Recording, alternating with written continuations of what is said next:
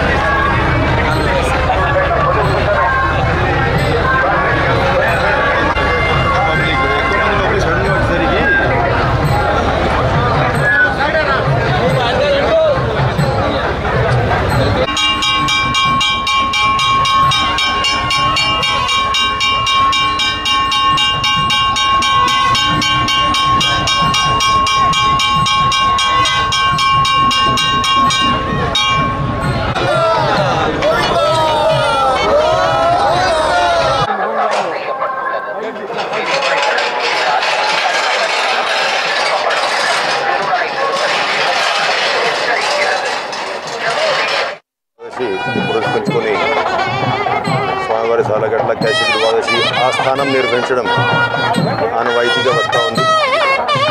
ఇవాళ కూడా ఈ కౌశిక ద్వాదశి సందర్భంగా ఏ విధంగా అయితే ప్రతి సంవత్సరానికి ఒకసారి ఉగ్ర శ్రీనివాసమూర్తి వారు శ్రీదేవి భూదేవి సమేతంగా ఇవాళ ఉదయం 4:30 నుంచి మాడా వీధుల్లో ఊరేగుతూ భక్తులు అందరికీ దర్శనాలు ఇస్తూ ఆశీర్వదిస్తూ ఉన్నారు. ఈ సందర్భంగా భక్తులు ఎవరికి కూడా ఇబ్బంది లేకుండా కొన్ని ఆరోగ్య సేవలు ఇవన్నీ కూడా రద్దు చేసి ఈ కార్యక్రమాలు అంతా కూడా శాస్త్రోక్తంగా కొనసాగిస్తూ ఉన్నాం. ఈ సందర్భంగా స్వామివారి కృపా కటాక్షలు వచ్చినటువంటి భక్తులందరికీ, మిగతా స్వామివారి భక్తులందరికీ కూడా కృపా కటాక్షలు ఎప్పటికీ కలుగుతుండాలని ప్రార్థిస్తూ